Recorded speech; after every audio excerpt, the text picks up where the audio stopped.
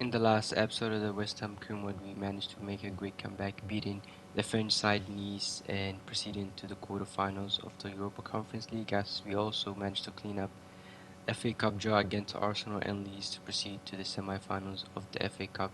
Patrick Schick having a great episode as he picked up another player at the episode here. But hello guys, welcome to I think it's the fifth episode of the West Ham Crew Mode. So yeah, in today's episode we'll be playing the month of April and then seeing if we can get far in the Conference League. But this is how the table is looking like. We're not having the best of seasons in terms of the Premier League, but we do have other cups to focus on. We are in the semi-finals of the what is it called, the FA Cup, and also the quarterfinals, like facing AZ Alkmaar, the Netherlands side here. But this is the month we'll be playing. We do have a few decent games here against Liverpool, Chelsea, and also that game against the Carabao Cup, I think FA Cup, yeah. So as far as the games I want to play, I'm not really sure, but I'll be definitely playing the game against AZ Alkmaar if we. It really depends on the first leg. I'll quick sim the first leg and then if we get a favorable result, I'll have to quick sim the first one. But as we lose the first leg here against AZ Alkmaar, the Swedish left winger Carlson managed to score 2 goals to give them a lead here. But which means I will have to go ahead and at least um, use the dynamic highlights for the second leg. But this game against AZ Alkmaar here, I did utilize the dynamic highlights here away at their stadium, generic stadium here. But we'll see. I did fast forward this part is a little bit, too tedious to watch it go through. I don't know why. But I tried putting it on 4 times speed and that just looks so crappy. I might stick to the 2 speed. But yeah, so far from the brackets it looks like not many big teams to play against. Who knows? I did see what is it called? Union Berlin there. So there should be a good side. So coming into this game, we are down 2-1. Gotta find a way to at least tie up this game as AZ Alkmaar do get their first solo chance of the game here. It's Carlson, the guy who tear us in the first leg. But we do manage to defend really well here as we get a free kick here in the 24th minute. I'm looking through, who has the best free kick accuracy, and it seems to be the Brazilian Lucas Paqueta. I don't know what happened, but that guy managed to somehow glitch on the screen. But we didn't really do nothing in that free kick as we get another chance. One thing I really don't like about the highlights is once you lose the ball, it just goes to the next one. I wish it kind of continued. Yeah, for example, like if I defend from the opponent or get the ball from the opponent, it would just stop right there. I can't just continue the counter attack, which is a little bit of a hiccup. But I guess we move on as we pick up a penalty here in the 50th minute. Giving it to the man in form right here, Patrick Schick, to find the bottom corner, but it was saved there by the goalkeeper. Opportunity wasted by us, but we do immediately get another good chance here. Patrick Schick this time not looking to miss from the 6-yard box as he makes it 1-0 here to make it all tied here. And this was the climax of the game here. All tied, nothing was happening here. As here we go again in the 72nd minute. Passing the ball really nicely, looking to find open spots here, and this time we defended really well. AZ Alkmaar, gotta give them some credit, but we did get one more chance here in the 89th minute of the game. I really didn't know what to do with it, especially with Patrick Schick. He's not the player I'm looking for in that position. He's more of a inside the box finisher than a pacey player.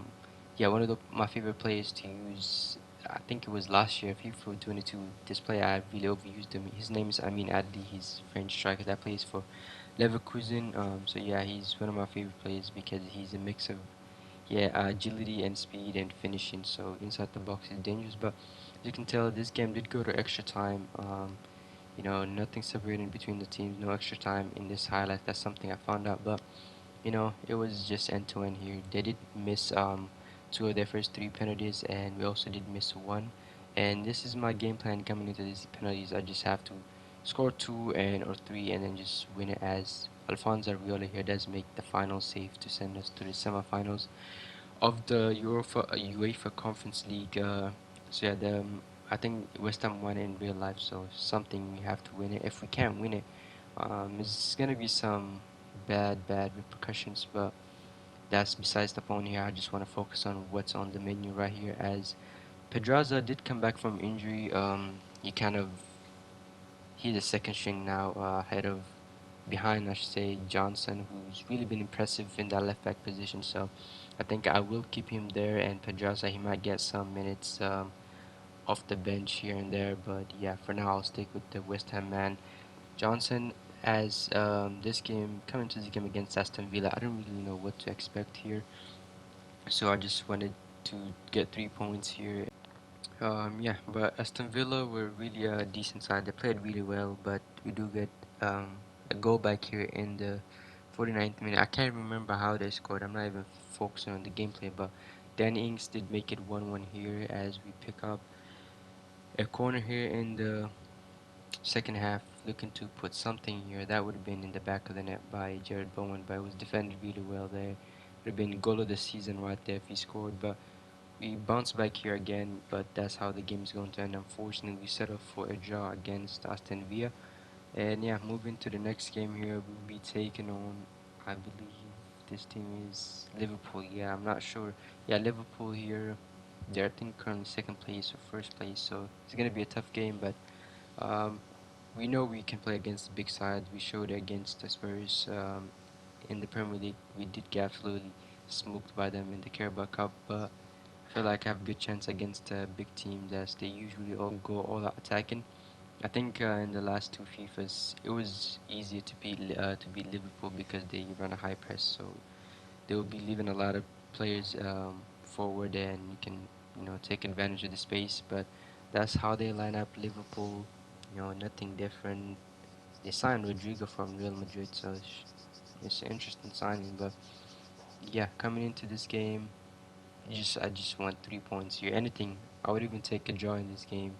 But yeah, Liverpool in real life, I don't really know what they're up to. I know they signed that Argentinian guy, McAllister. His name is for 35 million, which is decent. Just average Liverpool transfer fee. Who knows, bro? I know he's a great player in the World Cup. I haven't even watched the World Cup, but yeah, I heard like he was one of the best players in the World Cup for Argentina. So yeah, it should be I'm trying to get back into soccer this upcoming season. So yeah, especially this year has been a little bit tough on me. I haven't even watched anything. But yeah, I haven't even watched the Champions League. I know Man City won it, but I did not just. I didn't. I used to like before. I used to watch the Champions League. I didn't miss a single Champions League. I think live stream since FIFA, not FIFA. Since I think Liverpool won it in 2019. I didn't miss any Champions League final. But as soon as I saw Man City was playing, I was like, yeah, this is boring. I'm just gonna move on. And yeah, I was supporting Inter to win it, but I knew like Man City will have a good chance of winning it. But yeah, I heard like Lukaku missed the open goal, and Pep said something like, "If it wasn't for that miss, I wouldn't win a Champions League." But yeah, the game against Liverpool, I don't even remember the score, but I think it was something like a draw here. But yeah, coming to this game, I did make a few changes here against Crystal Palace. You will see I make a massive mistake here, picking up a loss against Crystal Palace there. I didn't really know what to expect here. Maybe I expected some sort of a W. It was not easy, man. Crystal Palace got to the semifinals for a reason, and we do learn from this lesson, and that's something I'll never do again. But this game against Villarreal here is going to be a tough one as they're one of the two sides to win this. You're one of the two sides to. I was expecting to face them in the finals and not this early. But you can see Villarreal getting the first goal here in the 25th minute, and it's none other than Gerard Moreno. This guy is just too lethal. And we had a great chance there, great cross from Jared Bowen, but the header just a little bit wide as we get another good chance here in the 42nd minute. That man sent him straight packing, but Patrick Schick there taking it with his left foot, and again there was not much power behind that shot, which was saved as Villarreal coming again on the attack, and what an attempt from whoever that player was, but it was saved by Alfonso Arriola, who's having a great episode this episode. He might even pick up the play at the episode if he continues at this pace, but Villarreal do get a goal again to double their lead in the 67th minute. Nothing you can do. I feel like we just lost control in this game really early, and I just almost gave up in the 75th minute right there. That should have been somewhat shot on target, but Jared Moran again getting past the defenders really well, For this game, I realized that it was Alphonse Pedraza's former team, so he was a little bit lacking on the left back, and that's why I've noticed. He's just not as good as he was before the injury. It's not the same, and this game, coming into this game against Chelsea, I think they're second place when I played this game. So again, we are like 10th place. I think.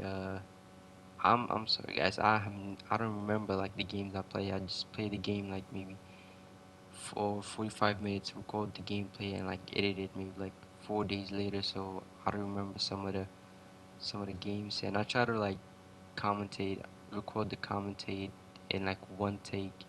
So I'm trying to avoid many mistakes here. But yeah, I don't. I'm lazy, guys. I don't know if I said it before. I don't want to like make 3 or 4 commentary and then just for every segment make a different one. I just want to make all together at once, one take, and just move on and make some more because I'm busy in real life, so I don't got that much time. But here we go again, Chelsea with a good chance, and I can't remember the scoreline for this game, but yeah, I actually do remember we did kind of lose at the end there, conceding a penalty, I think it was. But West Ham again, you're on the attack in the 76th minute. Nothing here. Chelsea just putting players back, no chance, and yeah, they did get a penalty here in the 79th minute, and it's this guy.